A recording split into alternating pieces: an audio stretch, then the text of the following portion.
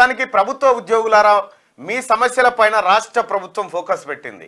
మీకున్నటువంటి పెండింగ్ డిఏలు కానీ ఇతర ఉద్యోగ సమస్యలు కానీ అన్నిటిని పరిష్కరించడం కోసం తెలంగాణ రాష్ట్ర ముఖ్యమంత్రి రేవంత్ రెడ్డి గారు నిన్న ఉద్యోగ సంఘాల నేతలతోని భేటీ అయినటువంటి సందర్భంలో ఆయన అనేకమైనటువంటి సమస్యలను, ఉద్యోగుల కంటే ఎక్కువ సమస్యలను ఆయనే ప్రస్తావించి వాటి పరిష్కారం కోసం నేను కట్టుబడి ఉన్నా, నేను ఆ కార్యక్రమాన్ని చేస్తా అని చెప్పడం జరిగింది. మోరోవర్ ఏంటంటే, ఎప్పుడైతే ఉద్యోగ సంఘాలు ఉంటాయో సంఘాలన్నింటినీ నిర్వీర్యం చేసినటువంటి గనుడు గతంలో కల్వకుంట్ల చంద్రశేఖరరావు గారు.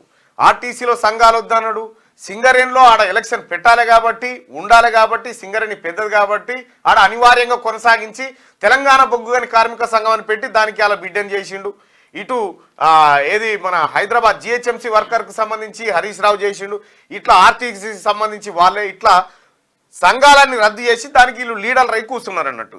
ఇవాళ ప్రజాస్వామ్యయుతంగా తెలంగాణ రాష్ట్రంలో ప్రజాస్వామ్యం అంటే అధికార పక్షం ప్రతిపక్షం అనేటువంటి అంశాన్ని గుర్తించి ఉద్యోగ సంఘాలు ఉండాలి, వాళ్ళ సమస్యలు గొంతెత్తే సంఘాలు ఉండాలన్న ఉద్దేశంతో ముఖ్యమంత్రి రేవంత్ రెడ్డి గారు గొప్ప ఇనిషియేటివ్గా సంఘాలు మళ్ళీ ఉండాలి, సంఘాలు అన్నిట్లలో పనిచేయాలి, వాళ్ళ కార్మికుల కష్టాలు చెప్పుకోవడానికి అదో వేదిక అనేటువంటి ఒక అంశాన్ని నేను చెప్పిండు. నిజంగా ముఖ్యమంత్రి గారి ఆలోచనకు తెలంగాణలో ఉన్నటువంటి ఉద్యోగ వర్గాలన్నీ ఆయనకు సలాం చేస్తూ ఉన్నాయి. ప్రధానంగా 3 డిఏలు పెండింగ్లో ఉన్నాయి. 3 డిఏలు పెండింగ్లో ఉంటే గతంలో కేసీఆర్ ఒక డిఏ పైసలు 18 ఇన్స్టాల్మెంట్లలో ఇస్తాను పెట్టిండు.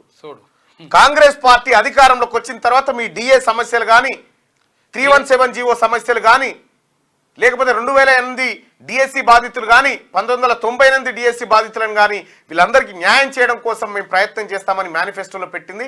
మేనిఫెస్టోలో పెట్టిన అంశం పెట్టినట్టుగా, చెప్పిన అంశం చెప్పినట్టుగా ముఖ్యమంత్రి గారు కార్యాచరణ ముందుకు తీసుకుపోతా ఉన్నారు. నేను నిన్నగాక మొన్ననే మనం ప్రజలందరం రిక్వెస్ట్ చేసిన ముఖ్యమంత్రి గారికి, సార్ మనం మేనిఫెస్టోలో పెట్టినాం, డిఏల అంశాన్ని పరిశీలించండి, ఉద్యోగస్తులు కొంత హ్యాపీగా ఉంటారు, వాళ్ళు ఇవాళ తెలంగాణ రాష్ట్రంలో మా ప్రభుత్వం ఉందని బాధ్యతతో పనిచేస్తూ ఉన్నారు కాబట్టి వాళ్ళ అంశాన్ని పరిశీలించమని చెప్పి మనం అందరం రిక్వెస్ట్ చేసినాం. ముఖ్యమంత్రి గారు కూడా ఆ అంశాన్ని ఆయన గతంలో నుంచి ఆయన మనసులో ఉంది, ఉద్యోగస్తులకు న్యాయం చేయాలనేది అటువంటి కార్యక్రమం చేస్తూ ఉన్నారు. గతంలో కేసీఆర్ను ఉద్యోగ సంఘాలు కలవాలంటే ఈ ఏడాది దరఖాస్తు పెట్టుకుంటే మళ్ళీ కేసీఆర్ కక్కరకు వచ్చినప్పుడు పిలిచేది. 6 నెలలకో ఏడాదికో మొత్తం కలిస్తే కలుస్తారు, లేకపోతే లేదు. పుడుక్కున మళ్ళా కేసీఆరే వచ్చినుంటే ఇలా 3 నెలలకు ఒకసారి జీతాలు వచ్చేటి ప్రభుత్వ ఉద్యోగులకు, గా పరిస్థితి ఉండే.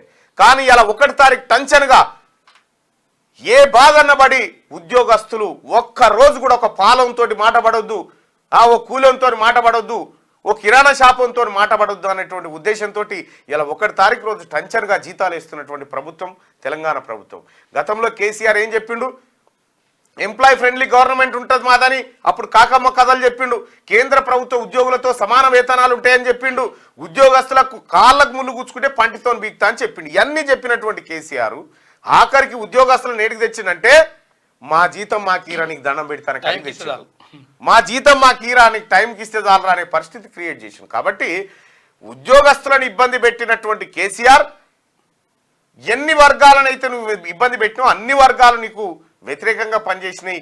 ఇంకా నీ పార్టీ కానీ, నువ్వు కానీ, నీ రాజకీయం కానీ ఇంకా ఉనికిలో ఉండే పరిస్థితే లేదు.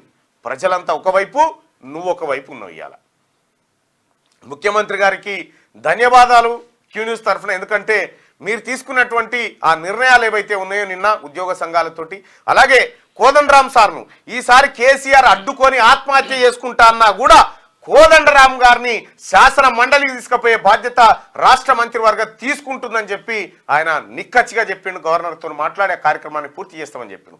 బహుశా రేపు క్యాబినెట్ సమావేశం ఉన్నట్టుంది. క్యాబినెట్ సమావేశంలో మరిన్ని నిర్ణయాలు తీసుకోబోతా ఉన్నారు. ఇంకొక గొప్ప విషయం ఏంటంటే తెలంగాణ రాష్ట్రంలో ఇందిరమ్మ ఇండ్ల కార్యక్రమాన్ని ఈరోజు ప్రారంభించబోతుంది తెలంగాణ ప్రభుత్వం. భద్రాచలం రాములవారి పాదాల చెంతన ఈ కార్యక్రమానికి శ్రీకారం చుట్టబోతా ఉన్నాడు ముఖ్యమంత్రి రేవంత్ రెడ్డి గారు. ఇల్లు లేని పేదలకు 5 లక్షల రూపాయలు, ఇంటి స్థలం లేని వాళ్లకు స్థలం ఇచ్చి మరీ 5 లక్షల రూపాయలు ఇచ్చేటువంటి ఒక బృహత్తర కార్యక్రమానికి తెలంగాణ రాష్ట్ర ప్రభుత్వం శ్రీకారం చుట్టింది. తను ప్రకటించినటువంటి, తను చెప్పినటువంటి 6 గ్యారంటీల్లో ఒక రుణమాఫీ, ఆ తర్వాత మహిళలకు 2500 రూపాయలు మాత్రమే 2 పెండింగ్లో ఉన్నాయి. వాటిని కూడా రేపు మంత్రివర్గంలో చర్చించబోతా ఉంది. అనుకున్నట్టుగానే 100 రోజుల్లో 6 గ్యారంటీల్ని అమలు చేసి చూపుతామని ఏదైతే బల్లగుద్ది టంచన్గా ముఖ్యమంత్రి గారు తెలంగాణ కాంగ్రెస్ పార్టీ ప్రభుత్వం చెప్పిందో అమలు చేసి చూపెడతా ఉంది. ఇది ప్రజాప్రభుత్వం, ఇది ప్రజాపాలన అంటే. కేసీఆర్కి ఇవన్నీ సహజంగా జీర్ణించుకో. అగో అన్న మాట ఎట్లా చేస్తారా, మాట తప్పించుకోవాలి కదా, మత్పరించాలి కదా, జనాన్ని మోసం చేయాలి కదా, మేము 10 ఏళ్ళు బట్టి గదే చేస్తే అట్లా కాకుండా భిన్నంగా చేస్తారు ఎట్లా, ఇప్పుడు అర్జెంటుగా రేవంత్ రెడ్డి గారు కాలు బట్టి గుంజి కిందెత్తేయాలని, ప్రజలందరూ ఎన్నుకున్నటువంటి ప్రభుత్వాన్ని కూలదోయాలని ఈ కాకమ్మ కథలని చెప్తా ఉన్నారు. కానీ ఏం జరుగుతూ ఉంది? ఇప్పుడు గాంధీ భవన్ తలుపుల కాడ వచ్చి నిలబడ్డారు టీఆర్ఎస్ పార్టీ ఎమ్మెల్యేలు. గాంధీ భవన్ తలుపుల కాడనే ఉన్నారు. ఇంకేం చెప్తాడు? మోడీని పెద్దన్న అంటే మోడీని కలిస్తే తప్పట.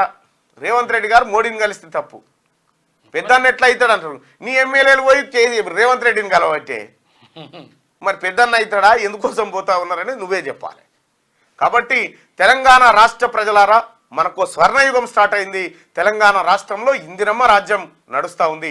ఈ రాజ్యంలో ప్రజలందరికీ హక్కులు మళ్ళీ వచ్చినాయి. ఇందిరా పార్క్ కాడ ధర్నా చేసుకోవడానికి మళ్ళీ అవకాశాలు వచ్చినాయి. నిరసన వ్యక్తం చేసుకునేటువంటి హక్కులు కూడా కల్పించబడ్డాయి. ఇగో ఇది ప్రజాస్వామ్యం.